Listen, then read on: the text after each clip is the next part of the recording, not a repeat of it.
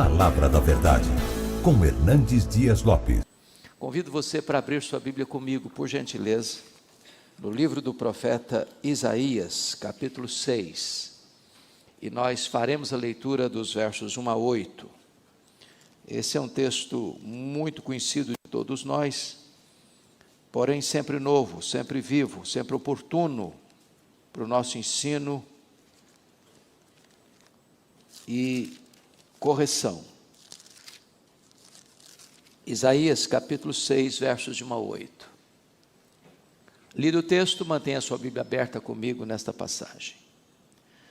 No ano da morte do rei Uzias, eu vi o Senhor, assentado sobre um alto e sublime trono, e as abas de suas vestes enchiam o templo.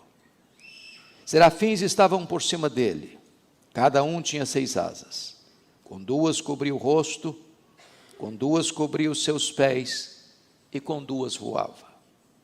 E clamavam uns para os outros, dizendo: Santo, Santo, Santo é o Senhor dos exércitos, toda a terra está cheia da sua glória. As bases do limiar se moveram à voz do que clamava, e a casa se encheu de fumaça. Então disse eu: ai de mim, estou perdido, porque sou homem de lábios impuros, habito no meio de um povo de impuros lábios, e os meus olhos viram o Rei, o Senhor dos exércitos. Então um dos serafins voou para mim, trazendo na mão uma brasa viva que tirara do altar com uma tenaz, e com a brasa tocou a minha boca e disse: eis que ela tocou os teus lábios, a tua iniquidade foi tirada e perdoado o teu pecado. Depois disto, ouvi a voz do Senhor que dizia: a quem enviarei, e quem há de ir por nós? Disse eu: eis-me aqui, envia-me a mim. Amém. Meus amados, o profeta Isaías, conhecido como profeta palaciano, ou também o profeta evangélico, está vivendo num dos tempos mais difíceis da sua nação, de uma crise aguda, agônica, endêmica e sistêmica. O contexto é da morte de um dos mais importantes monarcas que governaram Judá. O homem que governou 52 anos em Jerusalém, o rei Uzias. O trono está vazio. A transição não é segura na perspectiva humana. E a nação mergulha nas profundezas de uma crise sem paralelos na história. E eu queria aqui destacar algumas dessas crises para nós entrarmos na exposição do texto. A primeira crise que assola Judá, nós chamaríamos de uma crise da política interna, porque com a morte do rei Uzias, ascenderam ao poder em Judá. Mas se não bastasse essa crise política interna de Judá, havia uma crise externa, da política externa, porque o pecado atrai juízo. Deus não deixa o seu povo pecar com sucesso. O pecado atrai tempestade. E então o que aconteceu? Deus trouxe contra Judá o rei Rezim da Síria, o rei Peca das 10 tribos do norte do reino de Israel, e Judá, oprimido politicamente, corre atrás da Síria, que era o mais importante império da época, em busca de socorro, abrindo os cofres da nação para tornar-se um país vassalo daquele grande império. Porém, a Síria ameaça o reino de Judá, rompendo esse pedido de ajuda. E então Judá corre atrás do Egito, para tentar se proteger. ficando ainda mais escravo do poder econômico estrangeiro. Mas vocês bem sabem que toda crise financeira, toda crise econômica favorece alguém. É por isso que, em tempos de crise, algumas pessoas se aproveitam para se enriquecer ainda mais. E o profeta Isaías denuncia isso, quando vai mostrar lá na sua obra que chegou um momento em que alguém, se aproveitando da crise, juntou casa a casa, campo a campo. Porque aquele que está mais prejudicado financeiramente precisa sobreviver e acaba vendendo suas terras, suas lavouras, suas casas, e vai existir um monopólio econômico dos mais endinheirados, e começa a agravar a crise social em virtude da crise política. Mas se não bastasse isso, o poder legislativo e o poder judiciário se mancomunam nesse sistema de opressão, e diz Isaías que eles decretam leis injustas para negar justiça aos pobres e para arrebatar o direito dos aflitos, despojando viúvas e roubando os órfãos. Está lá no capítulo 10, versos 1 e 2, da obra de Isaías. Então a nação toda começa a entrar numa espécie de colapso econômico, político. Mas se não bastasse essa crise, vem uma outra crise, de carona, como uma espécie de efeito colateral, que é a crise moral. E o profeta Isaías vai chegar a dizer que a situação se agravou a tal ponto em Judá, que não apenas tolera-se o mal, faz concessão ao erro, mas a situação tornou-se tão grave que houve uma inversão de valores, a ponto dele dizer que chamaram luz de trevas e trevas de luz, o doce de amargo e o amargo de doce. Notem vocês que aqui não é mais tolerância ao erro, agora o errado é o certo e o certo é o errado. Agora se aplaude o vício e se escarnece da virtude. Agora se promove o que é errado e coíbe o que é certo. A nação está pelas avessas. E Judá vai cair por causa dos seus pecados. E todos os grandes reinos e impérios e nações do mundo caíram por causa dos seus pecados. O pecado é o opróbrio das nações, diz a Bíblia. Mas se não bastasse essa crise moral, meus irmãos, vem a última crise, que é a crise espiritual. É consequência natural. As coisas estão conectadas. E o profeta Isaías vai denunciar isso, essa crise espiritual, dizendo que Israel, que Judá, era uma nação formada de filhos rebeldes. E no capítulo 1, ele vai usar uma linguagem muito pesada, dizendo que até o boi conhece o seu dono. Um animal irracional tinha mais afinidade com o seu dono do que os filhos de Judá tinham com Deus. E mais, ele olha para esse cenário e faz um diagnóstico da nação e diz o seguinte: a nação está doente, espiritualmente doente. É como uma doença que toma a pessoa de uma ferida da cabeça aos pés. Porém, apesar de todo esse diagnóstico, Judá ainda mantinha a forma, a liturgia, o culto, a aparência, a máscara. E Deus olha para toda aquela religiosidade e diz: eu estou cansado disso, eu abomino isso, eu não aceito isso. Estou lhes trazendo esse breve diagnóstico da nação de Judá para compreendermos o texto que acabamos de ler. Porque a pergunta é, numa crise dessa, o que faremos? Eu não sei se vocês percebem, mas eu vejo uma estreita conexão entre Judá e o Brasil. Nós vivemos uma crise política grave. Nós vivemos uma crise econômica severa. Nós vivemos uma crise moral, talvez sem precedentes. Nós vivemos uma crise espiritual medonha. E a grande pergunta é: o que vamos fazer? E quando eu digo vamos fazer, eu não estou pensando agora no coletivo, estou pensando no individual, no particular.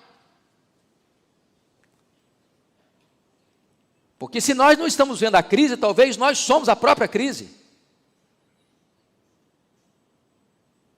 Se nós não temos olhos para ver, se nós não temos mente para entender, se nós não temos coração para sentir, é porque já fazemos parte do sistema. E o que fazer? A primeira coisa é que nessa crise nós precisamos olhar para cima e saber que o nosso Deus reina. Irmãos, nada mais pode consolar o nosso coração do que a verdade de que, apesar da crise que assola o mundo, o Brasil, como assolou Judá no passado, não tira, não rouba, não afeta, não enfraquece, não atinge a soberania de Deus. Nada disso pega Deus de surpresa. No caso de Judá, foi Deus que entregou Judá nas mãos das nações opressoras. A Assíria é chamada de vara da ira de Deus para disciplinar o seu povo. Os governantes maus são a vara da ira de Deus para disciplinar o seu povo. Mas nesta hora, diz o texto que no ano da morte do rei Uzias, o profeta entra na casa de Deus e ele tem uma visão. O trono da terra está vazio, mas o trono do céu está ocupado. No trono da terra tem luto, no trono do céu tem celebração. No trono da terra a crise é medonha, e os que vêm na esteira da sucessão são piores ainda. Mas no trono do céu, aquele que está lá é majestoso e santo. A não ser, meus irmãos, que nós tenhamos uma eloquente e nítida visão da soberania de Deus, entramos em pânico, ficamos com medo, angustiados. Parece que o navio não obedece mais o leme, parece que as rédeas fugiram das nossas mãos. E nós ficamos a perguntar: meu Deus, o que será? Como será? Aliás, a mensagem da soberania de Deus não é uma mensagem apenas do profeta Isaías. Esse é o conteúdo, por exemplo, do livro de Apocalipse. Deus está no trono.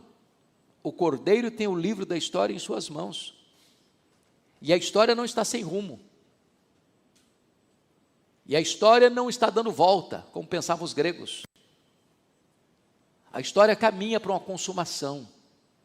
E a vitória retumbante é de Cristo e do seu povo.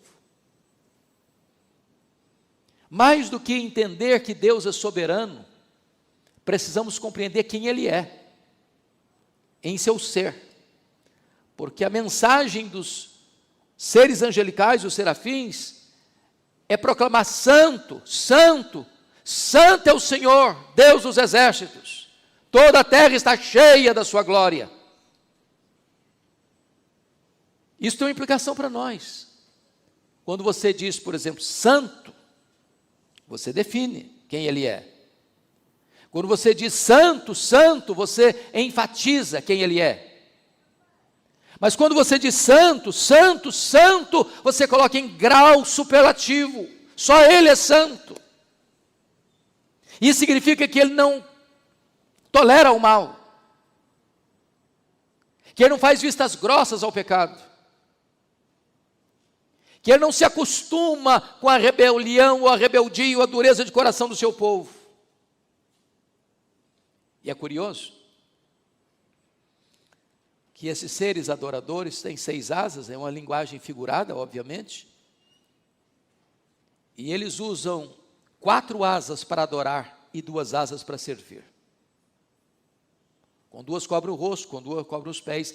Isso é um sinal de reverência na adoração.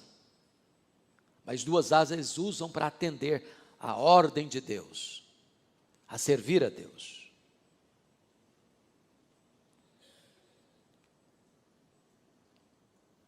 E eles estão proclamando quem Deus é, e eles estão proclamando o que Deus faz. Quem Deus é, Ele é santo. Santo, santo. E o que Ele faz?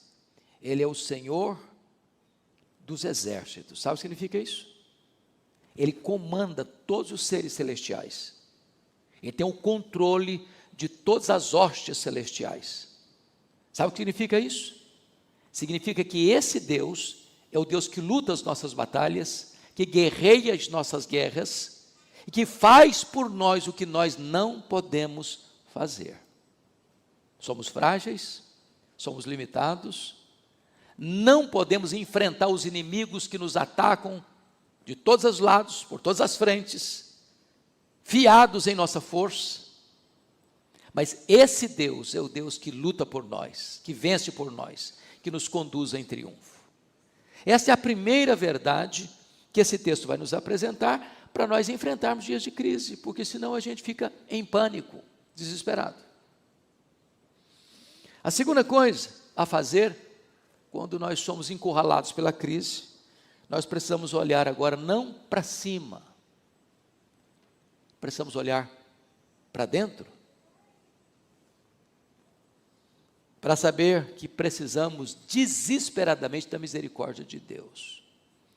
O nosso irmão do passado, reformador Calvino, diz que você só pode conhecer a você mesmo se primeiro você conhece a Deus. Sem o conhecimento de Deus não tem autoconhecimento. Os gregos estavam errados quando disseram, conhece-te a ti mesmo. Eu não posso me conhecer, a não ser que eu conheça a Deus. Eu só posso entender quem eu sou depois que eu entendo quem Deus é. Porque notem vocês que até então, o profeta Isaías estava lançando uma série de ais para os outros. Ai dos gananciosos, ai dos beberrões, ai dos injustos, ai dos corrompidos moralmente, ai dos soberbos, ai dos farristas. Quando ele contempla Deus na sua santidade e majestade, ele diz, ai de mim. Convenhamos, às vezes a gente pensa que a gente é melhor que os outros, não? Hoje é 31 de dezembro. Se você for hoje à praia de Camburi, eu não sei se ainda é lá que a coisa acontece, é mais lá mesmo, né? Você vai ver gente se embriagando, você vai ver gente servindo a outros deuses,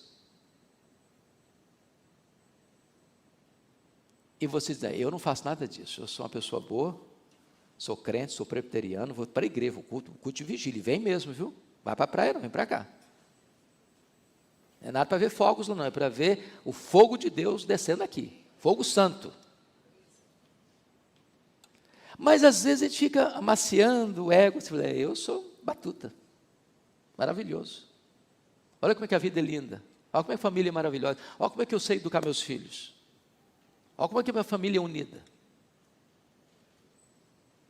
Enquanto a gente ficar amaciando o nosso próprio ego, a gente vai bater palma para a gente mesmo. Mas ninguém pode contemplar Deus na sua majestade, na sua santidade, sem reconhecer quem de fato nós somos. Ai de mim, ai de mim. E esse ai aí é o ai de uma mãe enlutada pelo seu filho único. É um ai de dor, de pesar, de angústia, de profunda tristeza. Então, a primeira coisa, irmãos, que chegamos à conclusão é que qualquer pessoa que se autoelogia, qualquer pessoa que fica aplaudindo a si mesma, qualquer pessoa que gosta de fazer um solo do hino Quão Grande És Tu diante do espelho, não viu Deus ainda, não conhece Deus ainda. Não tem espaço, à luz das Escrituras, para uma vida ufanista, para nós acharmos que somos melhores. E se somos o que somos, louvado seja Deus, somos pela graça. Se não estamos nos embriagando em 31 de dezembro, se não estamos adorando outros deuses em 31 de dezembro, se não estamos fazendo compromissos com ídolos pagãos em 31 de dezembro, não é porque somos melhores, não, é porque a graça de Deus nos alcançou.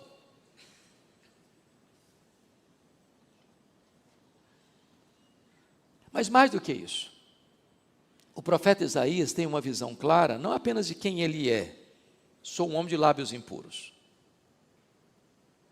mas ele reconhece que vive também rodeado da mesma corrupção e habita no meio de um povo de impuros lábios.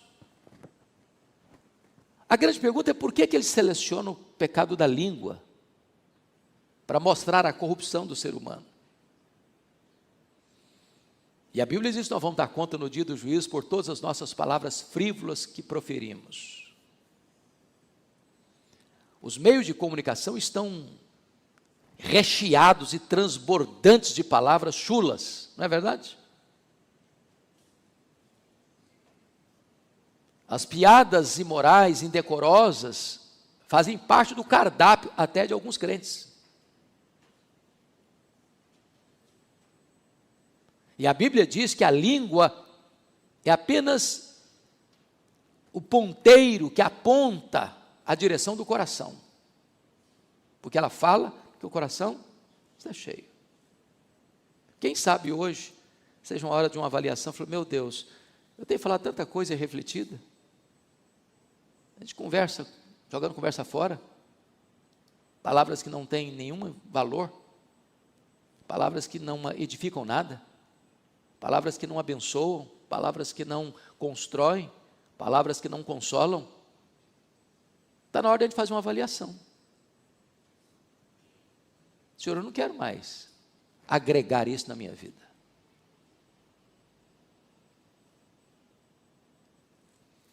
Mas notem mais, este homem tem uma visão muito clara da graça perdoadora de Deus, porque nos versos 6 e 7, está escrito, então dos serafins voou para mim, trazendo na mão uma brasa viva que tirara do altar com a tenaz, e com a brasa tocou a minha boca, e disse, eis que ela tocou os teus lábios, a tua iniquidade foi tirada, e perdoado o teu pecado. Precisamos de uma brasa que toque os nossos lábios, que limpe o nosso linguajar, que depure as nossas palavras, que restaure a comunicação saudável. Aliás, quando você vai ver lá em Efésios sobre a plenitude do Espírito Santo, como é que você pode saber se um crente está cheio do Espírito Santo? É curioso que o apóstolo Paulo vai traçar uma linha clara para mostrar que uma pessoa cheia do Espírito Santo, ela tem uma comunicação diferente. Se não, vejamos, está escrito aí, e não vos embriagueis com vinho no qual há dissolução, mas enchei-vos do Espírito, falando entre vós, com salmos. Entre vós é comunhão. A comunicação entre nós precisa ser regada pelo Espírito Santo de Deus, de uma língua que foi tocada pela brasa de Deus, de lábios que foram purificados por Deus. E mais, ele diz,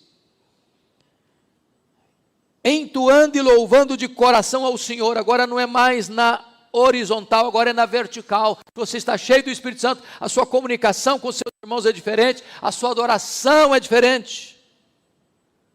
E mais, olha o versículo 20, dando sempre graças por tudo a nosso Deus e Pai, em nome de nosso Senhor Jesus Cristo. Ou seja, em vez de murmuração, de reclamação, de palavras, às vezes até ofensivas a Deus, você está dando graças por tudo. E por tudo, preste atenção, não é tudo. Porque, não sei se o irmão leu, surgiu há algumas décadas um livro sobre louvor incondicional, onde a pessoa dizia que você tem que dar graças por tudo. E por tudo que Paulo está falando aqui não é por tudo. E eu explico. Um pai e uma mãe não dá graças a Deus porque o filho se embriagou. Graças a Deus, meu filho encheu a cara hoje. Não, você não dá graças a Deus por isso, não. Você não dá graças a Deus porque alguém fez um negócio errado, roubou, matou, adulterou, traiu. Não, você não dá graças a Deus por isso, não. Você dá graças a Deus pela providência carrancuda. Às vezes a providência é carrancuda. Às vezes é luta, às vezes é prova, às vezes é vale. Mas você não dá graças a Deus pelo mal moral. Você não dá graças a Deus por aquilo que Deus repudia, reprova e condena. Então, quando você está cheio do Espírito Santo, a evidência disso é que a sua comunicação muda com sua família, muda com seus irmãos aqui na igreja, muda no seu contexto de trabalho, muda na sua adoração a Deus, e muda no contexto de você ver e receber a vida como gesto da bondade de Deus por você. Essa graça de Deus está aqui hoje, como esteve na vida da mulher samaritana, na vida daquela mulher que foi apanhada em flagrante adultério, na vida do Zaqueu, na vida do Bartimeu, na vida do leproso, na vida do ladrão que foi recebido no paraíso. Deus está aqui hoje. O Senhor da glória está aqui. Ele habita no meio do seu povo. E Ele está pronto para perdoar, para purificar. Mas finalmente, irmãos, o que fazer na hora de crise? Na hora da crise precisamos olhar para fora e ouvir o desafio de Deus para nós e a necessidade do mundo. O versículo 8 é categórico. Depois disto, preste atenção, não foi antes disso, também não foi no meio disso, foi depois disso. Depois disso, ouvi a voz do Senhor que dizia: a quem enviarei? Quem há de ir por nós? Disse eu: eis-me aqui, envia-me a mim. Vejam vocês que o envio de Deus nunca precede a restauração espiritual. O que isso quer dizer? Isso quer dizer que vida com Deus precede trabalho para Deus. Deus não está interessado em ativismo religioso. Fazer a obra de Deus nunca foi nossa prioridade. Nossa prioridade é andar com o Deus da obra, é conhecer o Deus da obra. Primeiro Deus trabalha em nós, depois Deus trabalha através de nós.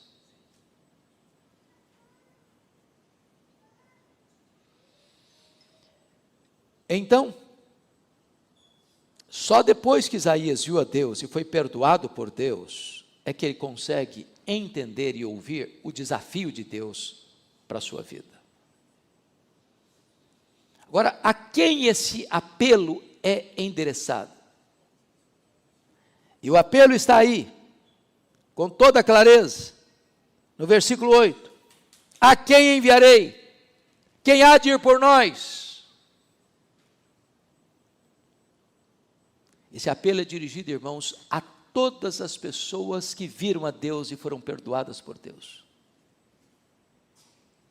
Não importa se você é uma criança, um adolescente, um jovem, um adulto, um ancião, uma anciã. Não importa se você é um líder, se você é um liderado. Não importa se você tem cargos de liderança na igreja ou não tem. Todos nós recebemos um desafio. Todos nós temos uma missão a cumprir. Aliás, igreja, irmãos, só é igreja porque nós todos fomos chamados.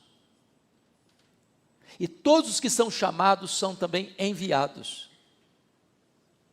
Quando a igreja compreende que cada membro dela, do mais tenro ao mais experiente, tem uma missão a cumprir dentro da sua casa, no testemunho à sua família, no seu trabalho, na sua escola, na sua parentela,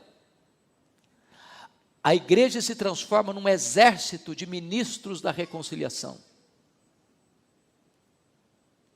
A igreja não é apenas aquela comunidade que se reúne uma ou duas ou três vezes na semana para cantar, para ouvir uma mensagem, para ofertar, para adorar a Deus. A igreja está presente e inserida nos mais diversos setores da sociedade, como sal, como luz, como perfume de Cristo, como ministro da reconciliação.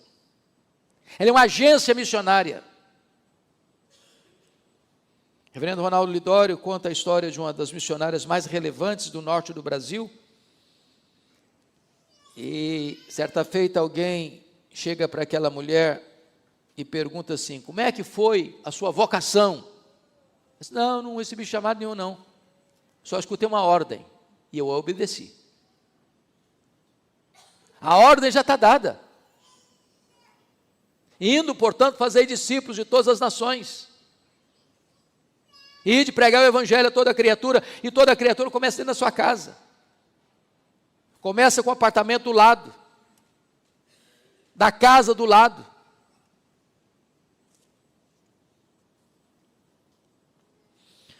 O que é maravilhoso é que, diante de um apelo e de uma necessidade do mundo, Isaías responde assim: eis-me aqui, conta comigo, eu me apresento, envia-me a mim.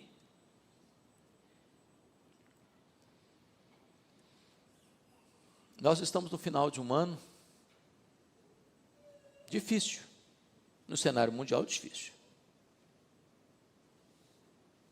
Nós estamos numa guerra de um país que invade o outro, a Rússia, invadindo a Ucrânia. Essa semana foi o ataque mais pesado desde o começo da guerra, com implicações seríssimas para o mundo todo. Nós estamos diante de uma guerra em Israel, de um grupo terrorista que ataca a nação, e agora tem o retorno disso. E as implicações são soleníssimas para o mundo inteiro. Nós estamos numa crise de uma agenda global, de cristofobia, de um ataque frontal aos valores cristãos no mundo todo, mormente no Ocidente.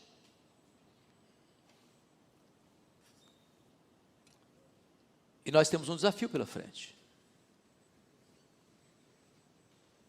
O desafio está lançado. A quem enviarei? Diz o Senhor. Quem há de ir por nós? Quem vai falar para a sua família? Quem vai pregar para a sua casa? Quem vai falar de Jesus para os seus parentes? Quem vai evangelizar os seus vizinhos? Quem vai evangelizar o seu condomínio?